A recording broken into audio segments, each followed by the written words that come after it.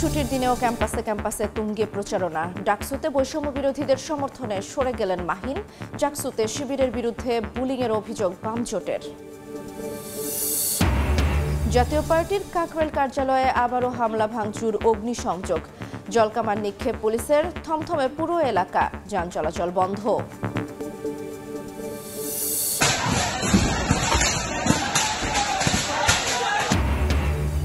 এবং তৌহিদি জনতার ব্যানারে মাজারে হামলা, আগুন। রাজবাড়ীতে অনুসারীদের সঙ্গে সংঘর্ষে নিহত 2, আহত শতাধিক। পুলিশের গাড়ি ভাঙচুর, রাজশাহীতেও সংঘাত।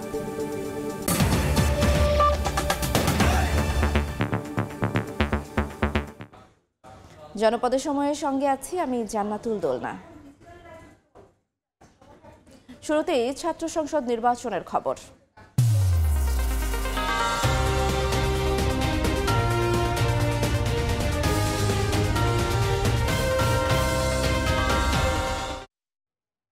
ছুটির দিনেও জাকসু নির্বাচনের প্রার্থীদের প্রচারণায় সরগরম জাহাঙ্গীরনগর বিশ্ববিদ্যালয়। ভোট নিয়ে প্রার্থীদের ভাবনা জানাতে ক্যাম্পাসে আছেন রিপোর্টার শাকির আহমেদ।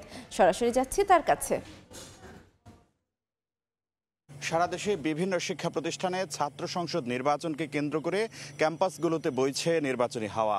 আমরা প্রতিদিনের মতো আজও একটি বিশ্ববিদ্যালয়ে এসেছি, জাহাঙ্গীরনগর বিশ্ববিদ্যালয় কেন্দ্রীয় শিক্ষার্থী সংসদের নির্বাচনের খবরাখবর জানাবো প্রার্থীদের ভাবনা। আপনাদের সঙ্গে আছি আমি শাকির আহমেদ, এবং আজকে আমাদের সঙ্গে অতিথি হিসেবে উপস্থিত আছেন বাংলাদেশ গণতান্ত্রিক ছাত্র সংসদ মনোনীত ভিপি পদপ্রার্থী আরিফুজ্জামান উজ্জ্বল, এবং আমার বায়ে আছেন বাংলাদেশ জাতীয়তাবাদী ছাত্রদল সমর্থিত ভিপি প্রার্থী শেখ সাদি হাসান। আপনাদের দুজনকে স্বাগত জানাচ্ছি আজকের অনুষ্ঠানে। আমি একটু আরিফুজ্জামান উজ্জ্বল আপনাকে দিয়ে শুরু করতে চাই। ছাত্র সংসদ নির্বাচন জাহাঙ্গীরনগর বিশ্ববিদ্যালয়ে 33 বছর পর হচ্ছে, আপনি ভিপি প্রার্থী হয়েছেন। 33 বছরের আসলে অচল অবস্থাটা কাটলো না কেন? আমরা দেখতে পেয়েছি 6-7 বছর আগে ঢাকা বিশ্ববিদ্যালয়ে একটি নির্বাচন হয়েছে, কিন্তু জাকসুর ক্ষেত্রে এতটা অচল অবস্থা তো দীর্ঘদিন কন্টিনিউ করলো কেন? আপনার কি মনে হয়? আমরা দেখেছি যে একটি ঘটনাকে কেন্দ্র করে জাকসু নির্বাচন বন্ধ হয়। এর পরবর্তীতে বেশ কয়েকবার জাকসু নির্বাচন আয়োজনের উদ্যোগ নেওয়া হয়েছে, এমনকি নির্বাচন কমিশনও গঠন করা হয়েছে, কিন্তু জাকসু নির্বাচন আর বাস্তবায়ন করা সম্ভব হয় নাই।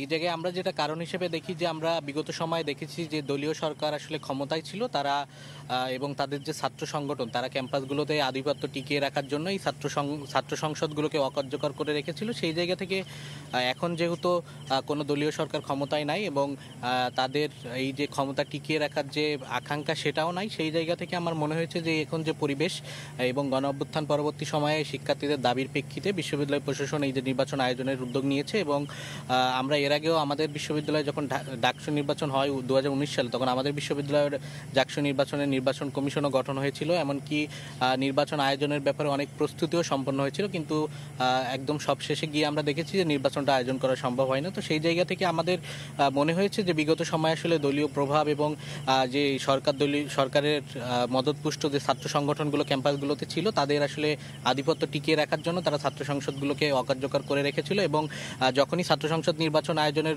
উদ্যোগ নেওয়া হয়েছে তখন বিভিন্নভাবে তারা বাধাগ্রস্ত করেছে যাতে নির্বাচন অনুষ্ঠিত না হয়। এবং আমার মনে হয়েছে যে এই বিশ্ববিদ্যালয়ের শিক্ষার্থীদের দীর্ঘদিনের যে একটা অপূর্ণতা, সেই অপূর্ণতাটাকে এখন পূর্ণতা পাচ্ছে, কেননা গণ অভ্যুত্থান পরবর্তী সময়ে বিশ্ববিদ্যালয়ের শিক্ষার্থীরা ডাকসু নির্বাচনের দাবি তুলেছিল এবং বিশ্ববিদ্যালয়ের যে বর্তমান যে প্রশাসন তারা আসলে যেহেতু গণ অভ্যুত্থানের মধ্য দিয়ে তারা দায়িত্ব নিয়েছে এবং শিক্ষার্থীদের রক্তের উপর তারা এই দায়িত্বে বসেছে, সেই জায়গা থেকে তারা শিক্ষার্থীদের এই আকাঙ্ক্ষা বাস্তবায়নের জন্য একটা উদ্যোগ নিয়েছে এবং সেটা আসলে বাস্তবায়ন হচ্ছে। যেহেতু কোনো দলীয় সরকার এখন ক্ষমতায় নাই, কোনো দলীয় প্রভাবও নাই, সেই জায়গা থেকে নির্বাচনটা বাস্তবায়ন হচ্ছে। আমি একটু শেখ সাদি হাসান আপনার কাছে যেতে চাই। আমরা দেখেছি যে 90-এর দশকে বাংলাদেশ জাতীয়তাবাদী ছাত্রদল দেশের বিভিন্ন শিক্ষা প্রতিষ্ঠানের ছাত্র সংসদগুলোতে তারা তাদের জয় জয়কার অবস্থা ছিল, তারা নির্বাচিত হয়েছে। এই 90-এর পরবর্তী সময়ে আসলে এই ছাত্র সংসদ নির্বাচনটি অর্থাৎ জাকসু নির্বাচনটি কেন হলো না, এবং আপনারা যদি নির্বাচিত হন সেই ক্ষেত্রে এই অচলায়তন ভাঙার জন্য রেগুলার নির্বাচনের জন্য আপনাদের কি প্রতিশ্রুতি বা কি কাজ আপনারা করবেন? আচ্ছা, ধন্যবাদ আপনাকে এবং সেই সাথে ধন্যবাদ জানাচ্ছি সময় টিভির সকল দর্শকদেরকে। আপনারা দেখেছেন যে কোনো শিক্ষা প্রতিষ্ঠানে 90-এর দশকে যখন ছাত্র সংসদ নির্বাচন হয়েছে তখন ছাত্র দলে ছিল ঈর্ষান্বিত সাফল্য। সেই ঈর্ষান্বিত সাফল্য আমরা আমার জাহাঙ্গীরনগর বিশ্ববিদ্যালয়ে জাকসুর ক্ষেত্রে আমরা দেখেছি পরপর 3 বার ছাত্রদল নিরঙ্কুশ জয়লাভ করেছে। এখন যদি বলি যে এরপরে কেন এই নির্বাচনগুলো হলো না, এখন সেই দায় আসলে প্রশাসনকে দিতে হবে। প্রশাসন কেন বা এই নির্বাচনগুলোর আয়োজন করলো না? আমরা দেখেছি যে যদি আমরা রিসেন্ট সময় দেখি, যদি বলা যায় যে জাতীয়তাবাদী ছাত্রদল জয়লাভ, আমি এইভাবেই ব্যাপারটা নিব বা বলতে চাবো যে জাতীয়তাবাদী ছাত্রদলের ঈর্ষান্বিত সফলতা দেখেই হয়তো বা প্রশাসন বা অন্য একটি গোষ্ঠী যারা চায় না যে জাতীয়তাবাদী ছাত্রদলের নেতাকর্মী এইভাবে জনপ্রিয়তা লাভ করুক, যার জন্যই জাকসু থেকে শুরু করে অন্য ছাত্র সংসদগুলোকে পিছিয়ে দিয়েছে, তালবাহনা করেছে নিজেদের ক্ষমতা, নিজেদের আধিপত্যকে টিকিয়ে রাখার জন্য। যদি ছাত্র সংসদে ছাত্রদল মনোনীত কেউ আসে, তাদেরকে ছাত্ররা নিয়ে আসে, সেটাকে আসলে ভালোভাবে হয়তো বা নিচ্ছিল না, যার জন্যই এই আয়োজন। আমরা দেখেছি যে গত 15 বছর যদি আমরা দেখি, আমরা যারা জেনজি, যারা খুব বেশি দেখার সময় পাইনি, আমরা যখন ক্যাম্পাসে এসেছি 18-তে, তারপর থেকে দেখেছি যে ছাত্র সংগঠনের নামে অছাত্ররা কি পরিমাণ হলগুলোতে ছাত্রদের উপর কী পরিমাণ মানসিক, শারীরিক, অমানসিক নির্যাতন করেছে। তো যদি ছাত্র সংসদ নির্বাচন হতো তাহলে তাদের এই আধিপত্য টিকে থাকতো না, যার জন্যই কৌশলগতভাবে তারা ছাত্র সংসদগুলোকে মানে সাইড করে রাখার একটা পায়তারা। 90-এর পর থেকে আমরা তো দেখেছি বাংলাদেশ জাতীয়তাবাদী দল বিএনপি 2বার সরকার গঠন করেছে। তো ওই সময়টিতে আসলে কেন নির্বাচন হলো না? আগামী দিনে আপনারা যদি ক্ষমতায় যান বা সেই জায়গাটি যদি আপনারা জয়লাভ করতে পারেন, সেটির ধারাবাহিকতা রক্ষার জন্য, অর্থাৎ নির্বাচন যেন নিয়মিত হয়, সেজন্য আপনারা কি করবেন? আচ্ছা, আপনারা দেখবেন যে 2001 থেকে 4-5 সালে কিন্তু জাহাঙ্গীরনগর বিশ্ববিদ্যালয়ে জাকসু নির্বাচনের আয়োজন প্রায় হয়েছে, তফসিল হয়েছে এরকম, কিন্তু প্রশাসন কেন আয়োজন করতে ব্যর্থ, এই প্রশ্ন আমি প্রশাসনের কাছে রেখে যেতে চাই। আর যদি জাকসু, আমরা ঘোষণা দিচ্ছি যে এবার যদি জাতীয়তাবাদী ছাত্রদল জয়লাভ করে, তাহলে আমরা প্রশাসনের সাথে, যেহেতু জাকসু আয়োজন করার সম্পূর্ণ এখতিয়ার প্রশাসনের, কোনো ছাত্র প্রতিনিধি না, আমি ভিপি হলে আমার দায়িত্ব না যে আমি পরবর্তীতে জাকসু নির্বাচন আয়োজন করব। আমরা প্রশাসনের কাছে এই কমিটমেন্ট নেব বা প্রশাসনের সাথে এই ধরনের আলোচনায় রাখবো, যাতে এই ছাত্রদের ম্যান্ডেট নিয়ে ছাত্র প্রতিনিধি নির্বাচনটা প্রতি বছরই হয়। শুধুমাত্র জাহাঙ্গীরনগর নয়, সমস্ত শিক্ষা প্রতিষ্ঠানে যাতে এই গণতান্ত্রিক ধারা চালু থাকে। কারণ বাংলাদেশ জাতীয়তাবাদী ছাত্রদল এবং বাংলাদেশ জাতীয়তাবাদী দল আসলে গণতান্ত্রিক দল, গণতন্ত্রে বিশ্বাস করে, বাংলাদেশপন্থী দল। বাংলাদেশে গণতান্ত্রিক ধারা অব্যাহত থাক, সেই প্রচেষ্টাই চালিয়ে যাচ্ছে, সেটাই চাই। আরিফুজ্জামান উজ্জ্বল, আপনার কাছে এবার যেতে চাই। প্রচারণার খুব বেশি সময় বাকি নেই, 9 তারিখ পর্যন্ত আপনারা প্রচারণার সুযোগটি পাবেন। তো সেই ক্ষেত্রে এখন পর্যন্ত ভোটের মাঠের যে পরিবেশ, সেই পরিবেশটি কেমন দেখছেন? লেভেল প্লেইং ফিল্ড বা আচরণবিধি থেকে শুরু করে যদি বলি নির্বাচন কমিশনের আচরণ, সব মিলিয়ে আসলে ভোটের মাঠটি আপনারা কেমন দেখছেন? আমরা দেখেছি যে আসলে আনুষ্ঠানিকভাবে প্রচারণা শুরু হওয়ার পর থেকে আমরা ভোটারদের কাছে কাছে যাচ্ছি, এমনকি আমরা আবাসিক হলগুলোতেও শিক্ষার্থীদের দ্বারে দ্বারে যাচ্ছি। আমরা এখন পর্যন্ত গিয়ে শিক্ষার্থীদের যে সমস্যাগুলো তারা ফেস করতেছে সেগুলো জানার চেষ্টা করতেছি এবং তাদের মতামত জানার চেষ্টা করছি, এবং সব মিলিয়ে শিক্ষার্থীদের কাছ থেকে আমরা খুবই ইতিবাচক সাড়া পাচ্ছি এবং শিক্ষার্থীদের মাঝে আমরা একটা উৎসবমুখর পরিবেশ আমরা দেখতেছি। কেননা দীর্ঘ 33 বছর পর এই অচলায়তন ভেঙে জাকসু নির্বাচন আয়োজন হচ্ছে, সেই জায়গা থেকে শিক্ষার্থীরা খুবই উচ্ছ্বসিত। কিন্তু এই যে জাকসুর যে আমেজ, এই আমেজটা খুব বেশি পরিপূর্ণ হচ্ছে না এই কারণে, কেননা আমাদের বিশ্ববিদ্যালয়ে যে নির্বাচন কমিশন একটা আচরণবিধি করেছে, আপনারা নিশ্চয়ই দেখেছেন, এবং এই আচরণবিধিতে এত কড়াকড়ি নিয়ম করা হয়েছে যেখানে আসলে 25 জনের বেশি জমায়েত হওয়া যাচ্ছে না, কিংবা জাকসু নির্বাচন কেন্দ্রিক কোনো বিতর্ক অনুষ্ঠান কিংবা কোনো ধরনের কোনো আয়োজন কিন্তু করা যাচ্ছে না। সেই জায়গা থেকে আসলে জাকসুর আমেজটা পরিপূর্ণভাবে হচ্ছে না। আমরা নির্বাচন কমিশনের কাছে একাধিকবার জানিয়েছিলাম যে এই যে কড়াকড়ি নিয়ম, এটা শিথিল করার জন্য, কিন্তু তারপর নির্বাচন কমিশন কোনো ধরনের উদ্যোগ নেয় নাই। অন্যদিকে আমরা দেখেছি যে আচরণবিধি আছে, আচরণবিধিতে আসলে আমরা যেটা দেখেছি যে 25 জনের বেশি জমায়েত হওয়া যাবে না, কিন্তু অনেক প্রার্থীর ক্ষেত্রে আমরা দেখতেছি যে তারা 25 জনের বেশি মানুষ নিয়ে তার নির্বাচনী প্রচারণা চালিয়ে যাচ্ছে। এমনকি আরও একটা বিধিনিষেধ আছে যে আমাদের বিশ্ববিদ্যালয়ে কোনো দেয়ালে পোস্টার লাগানো যাবে না কিংবা কোথাও পোস্টার ঝুলানো যাবে না। সেই জায়গা থেকেও আমরা দেখেছি যে কিছু কিছু দোকানে বিভিন্ন প্রার্থীর পোস্টার সাটানো হয়েছে, কিন্তু আসলে নির্বাচন কমিশনের পক্ষ থেকে কোনো ধরনের পর্যবেক্ষক টিম নাই, কেউই আসলে এই বিষয়গুলো তদারকি করছে না। এমনকি কোনো প্রার্থী যদি এই বিষয় নিয়ে অভিযোগ দায়ের করে, তারা একদম দায়সারাভাবে একটা তৎপরতা দেখাচ্ছে, কোনো ধরনের শাস্তিমূলক ব্যবস্থা আমরা নির্বাচন কমিশনের কাছ থেকে এখন পর্যন্ত দেখি নাই। এর পাশাপাশি আমি যদি আরও একটা শঙ্কার জায়গা বলি, যে আসলে আমাদের বিশ্ববিদ্যালয়ের 15 জুলাই যে ছাত্রলীগের নেতাকর্মীরা হামলা করে শিক্ষার্থীদের ওপর, গত বছরের 15 জুলাই, এই 15 জুলাই হামলাকারী শিক্ষার্থীদের বিচার হয়েছে, কিন্তু যারা শুধুমাত্র ওই দিন হামলার সাথে জড়িত ছিল না, কিন্তু ছাত্রলীগের রাজনীতির সাথে জড়িত ছিল, তারা কিন্তু ক্যাম্পাসে একদম ভালোভাবে অবস্থান করতে পারছে। কিন্তু এই নির্বাচন কেন্দ্রিক আমরা যেটা দেখলাম যে সেই ছাত্রলীগের নেতাকর্মীরা যারা শুধুমাত্র হামলায় না থাকার কারণে ক্যাম্পাসে অবস্থান করতে পারছে, তারা একদম নির্বাচন কেন্দ্রিক তারা খুবই তৎপরতা চালাচ্ছে। এমনকি কিছু কিছু প্রার্থীর সাথে আমরা দেখতেছি যে নির্বাচনী প্রচারণায়ও তারা অংশগ্রহণ করতেছে। এই জায়গা থেকে শিক্ষার্থীদের মধ্যে আমরা কিছুটা শঙ্কা দেখছি। তারপরেও সব মিলিয়ে এখন যদি বলি যে নির্বাচনের পরিবেশ অনেকটা স্বাভাবিক, এবং বিশ্ববিদ্যালয়ের যে নির্বাচন কমিশন তারাও চেষ্টা করছে যে একটা দীর্ঘ 33 বছর পর যে উদ্যোগ নিয়েছে এই উদ্যোগ বাস্তবায়নের জন্য এবং একটা অবাধ, সুষ্ঠু, নিরপেক্ষ নির্বাচন শিক্ষার্থীদের উপহার দেওয়ার জন্য। শেখ সাদী হাসান, আপনার কাছে ঠিক একই প্রশ্ন, ভোটের মাঠের যে পরিবেশ, নির্বাচন কমিশনের আচরণ, সেটি আসলে কেমন দেখছেন? আমি উজ্জ্বল ভাইয়ের সাথে একমত হতে চাই, কারণ আমরা প্রায়শই গণমাধ্যমের কাছ থেকে এই প্রশ্নটা শুনতেছি যে আসলে জাহাঙ্গীরনগর বিশ্ববিদ্যালয়ের জাকসু আসলে 33 বছর পরে হচ্ছে কিন্তু জমে উঠতেছে না।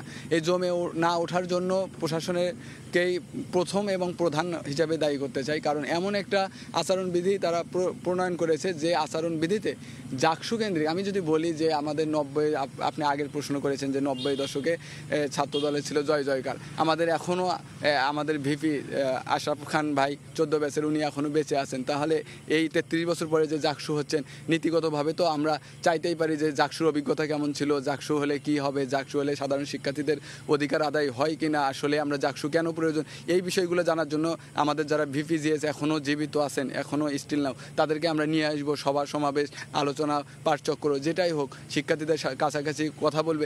এই ধরনের আয়োজনগুলো যখন হতো তখনই না জাকসু পরিপূর্ণ লাভ করতো, জাকসুর একটা আমেজ তৈরি হতো। কিন্তু আমরা দেখা গেছে তা না, আমরা 25 জনের একটা প্যানেল দিয়েছে সেন্টারে জাকসুতে, আমরা এই 25 জনের প্যানেল নিয়ে যে মুভ করবো সে সুযোগও নাই। দেখা যাচ্ছে এই 25 জনকে আমরা বিভিন্ন ইউনিটে ভাগ করেছি, এবং আপনারা জানেন যে জাতীয়তাবাদী ছাত্রদল একটা বৃহৎ সংগঠন, অনেক বেশি আমাদের নেতাকর্মী, প্রতিটা হলে হলে আমাদের হল কমিটি রয়েছে, প্রতিটা সেন্টারে কমিটি রয়েছে, এবং হলে আমাদের জাতীয়তাবাদী ছাত্রদল আমরা প্যানেল দিয়েছি জাকসুর জন্য। তো এগুলো যদি আমরা সবগুলো মিলে একত্রে মুভ করার চেষ্টা করি তাহলে দেখা যাবে 200, 250, 300, 500 মানুষ হয়ে যাচ্ছে। তো এই সুযোগ তারা রাখিনি। আর যদি আমরা কোনো একটা হলের ইউনিট যদি আমরা মুভ করি তাহলে অনেক বেশি আমেজপূর্ণ মনে হতে পারে। কিন্তু কথা হলো এই আচরণবিধির জন্য আমরা একদম হাতে পায়ে আমাদের শিকল পরিয়ে দিয়েছে, যার জন্য এই আমেজটা আমরা পাচ্ছি না, দেখতে পাচ্ছি না।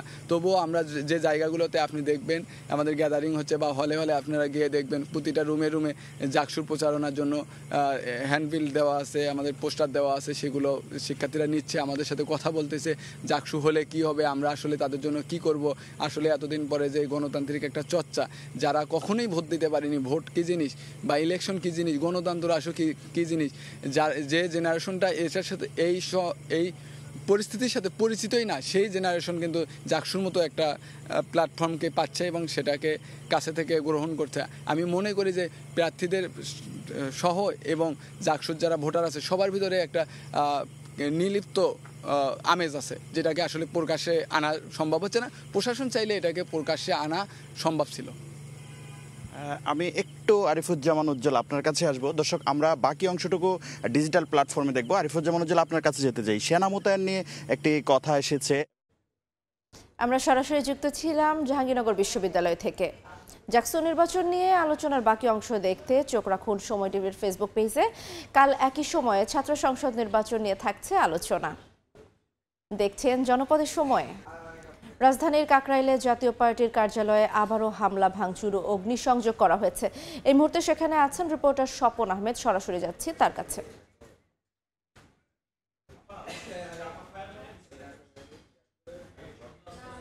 স্বপন,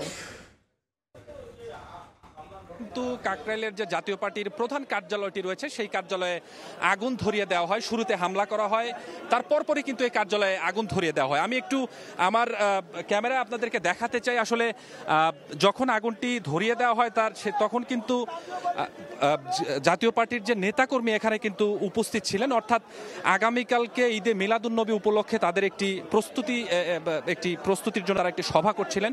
সেই সভায় কিন্তু নেতাকর্মীরা উপস্থিত ছিলেন। তার পরপরই কিন্তু এই কার্যালয়ে হামলা করা হয়। আপনি নিশ্চয়ই জানেন যে গত 31শে আগস্ট ঠিক এই কার্যালয়ের সামনে থেকেই আসলে এই কার্যালয়ে এর আগেও আরেকবার হামলা করা হয়েছিল। তখন কিন্তু আমরা দেখেছি যে গণ অধিকার পরিষদের যে নেতা ছিলেন, চেয়ারম্যান ভিপি নূর সে কিন্তু গুরুতর আহত এবং পরবর্তীতে এখনও তিনি ট্রিটমেন্ট নিয়ে হাসপাতালে ভর্তি রয়েছেন। এই দিয়ে এই জাতীয় পার্টির কার্যালয়ে দ্বিতীয়বারের মতো হামলা করা হলো। আমি ঘটনার সূত্রপাতটা একটু আপনাকে বলতে চাই। গণ অধিকার পরিষদের পক্ষ থেকে আমরা আসলে জাতীয় পার্টির কয়েকজন নেতাকর্মীর সাথে কথা বলেছি। তারা আমাদেরকে যেটি জানালেন যে গণ অধিকার পরিষদের আজকে একটি সভা ছিল, সেই সভার পরপরই আসলে গণ অধিকার পরিষদের যে নেতাকর্মীরা তারা তাদের নিজস্ব কার্যালয়ে যাচ্ছিলেন এবং কার্যালয়ে যাওয়ার পথেই আসলে এই জাতীয় পার্টির কার্যালয়ে তারা হামলা করেন, এমনটা অভিযোগ জাতীয় পার্টির নেতাকর্মীদের পক্ষ থেকে আমরা পেয়েছি। পাশাপাশি যেহেতু তারা এখানে অবস্থান করছিলেন, পুলিশও এখানে অবস্থান করছিলেন, পুলিশের বাধা দেওয়ার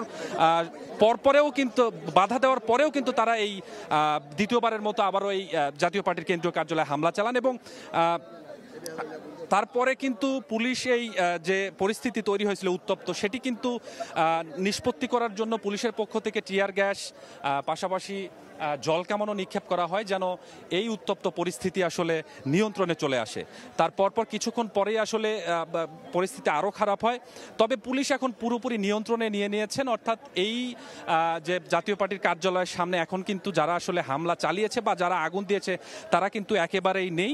পুলিশ চারপাশে আসলে একদম ঘিরে রেখেছে। তো সাধারণ মানুষ এখনো যারা এখানে রয়েছেন তারা আসলে শঙ্কায় রয়েছেন, কেননা দ্বিতীয়বারের মতো যেহেতু হামলাটি হয়েছে। পুলিশও বলছেন যে আবারও হামলা যাতে না হয় সেদিক তারা লক্ষ্য রাখছেন, অর্থাৎ অপ্রীতিকর আর যেন ঘটনা না ঘটে সেদিকে তারা খেয়াল রাখছেন। যদিও যখন আসলে আগুনটি দেওয়া হয় তার পরপরই কিন্তু আসলে যেহেতু জাতীয় পার্টির যে 5তলা বিল্ডিংটি রয়েছে সেই বিল্ডিংয়ের প্রথম তলা এবং দ্বিতীয় তলা দুই তলাতেই কিন্তু আগুন লেগে যায়। অর্থাৎ জাতীয় পার্টির পক্ষ থেকে তাদের নেতাকর্মীরা দাবি করছেন যে যেহেতু একটি রাজনৈতিক দল তাদের কিন্তু প্রয়োজনীয় ডকুমেন্টসগুলো এখানে ছিল।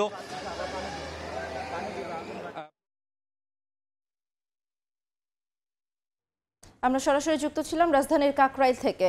দেখছেন জনপদের সময়, সঙ্গেই থাকুন।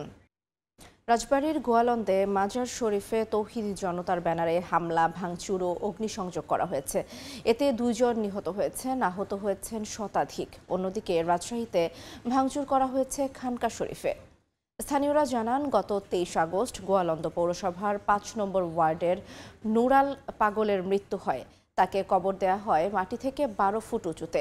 কাবা শরীফের আদলে কবর তৈরির অভিযোগ এনে এর প্রতিবাদে জুমার নামাজের পর তৌহিদি জনতার ব্যানারে বিক্ষোভ শুরু হলে দেখা দেয় উত্তেজনা। এক পর্যায়ে সংঘর্ষে জড়ান নুরালের ভক্ত ও বিক্ষোভকারীরা। ঘণ্টাব্যাপী চলে ধাওয়া পাল্টা ধাওয়া ও ইটপাটকেল নিক্ষেপ। ভাঙচুরের পর আগুন দেয়া হয় দরবারে। হামলা হয় পুলিশের উপরও। ভাঙচুর করা হয় গাড়ি। পরে সেনাবাহিনী এসে পরিস্থিতি নিয়ন্ত্রণে আনে। সংঘর্ষে আহত হন উভয় পক্ষের শতাধিক। গুরুতরদের ফরিদপুর মেডিকেলে নেয়ার পথে 2 জনের মৃত্যু হয়। এদিকে রাজশাহীর পবা উপজেলায় আজিজ ভান্ডারীর খানকা শরীফে তৌহিদি জনতার ব্যানারে ভাঙচুরের অভিযোগ উঠেছে।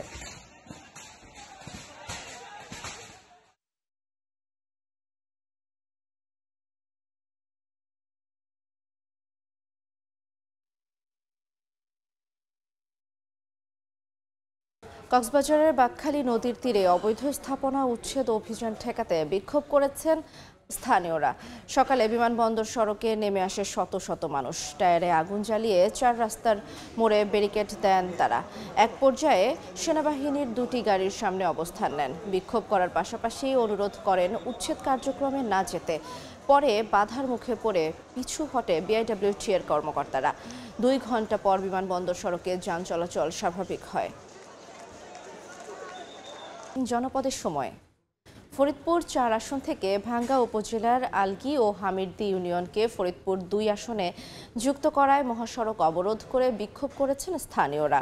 সকালে ঢাকা বরিশাল মহাসড়কের পুকুরিয়া ও হামিরদি বাস স্ট্যান্ড এবং ঢাকা খুলনা মহাসড়কের সুয়াদি ও আলগি বাস স্ট্যান্ড এলাকায় সড়ক অবরোধ করা হয়। যান চলাচল বন্ধ হয়ে ভোগান্তিতে পড়েন যাত্রীরা।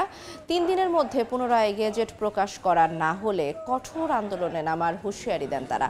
পরে অবরোধ তুলে নিলে স্বাভাবিক হয় যান চলাচল। এদিকে বিকেলে পুনরায় ভাঙ্গা গোল চত্বর এলাকায় সড়ক অবরোধ করে বিক্ষোভ করেন স্থানীয়রা। নির্বাচন কমিশন প্রকাশিত গেজেটে ফরিদপুর 4 আসনের ভাঙ্গা উপজেলার আলগি ও হামিরদি ইউনিয়নকে ফরিদপুর 2 আসনের অন্তর্ভুক্ত করা হয়। দেখছেন জনপদের সময়। 3 দফা দাবিতে অনশনে বরিশাল বিশ্ববিদ্যালয়ের 7 শিক্ষার্থী বৃহস্পতিবার রাত 10টা থেকে বিশ্ববিদ্যালয়ের একাডেমিক ভবনের নিচে অনশনে বসেন তারা। অনশন ভাঙাতে না পেরে মাঝরাতে তাদের সঙ্গে যোগ দেন উপাচার্য। শিক্ষার্থীরা বলেন, অবকাঠামো উন্নয়ন, জমি অধিগ্রহণ ও পরিবহন সংকট নিরসনের দাবিতে আন্দোলন চালিয়ে আসছিলেন তারা, কিন্তু কর্তৃপক্ষের সাড়া না পেয়ে অনশন কর্মসূচি শুরু করেছেন।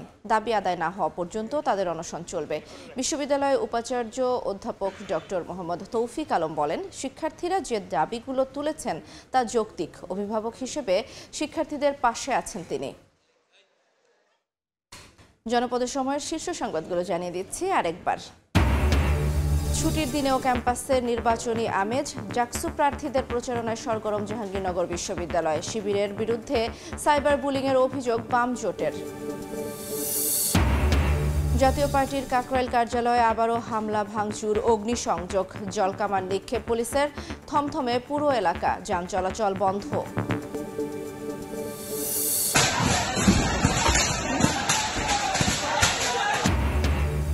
তৌহিদি জনতার ব্যানারে মাজারে হামলা, আগুন। রাজবাড়ীতে অনুসারীদের সঙ্গে সংঘর্ষে নিহত 2, আহত শতাধিক। পুলিশের গাড়ি ভাঙচুর, পাবনায় সংঘাত।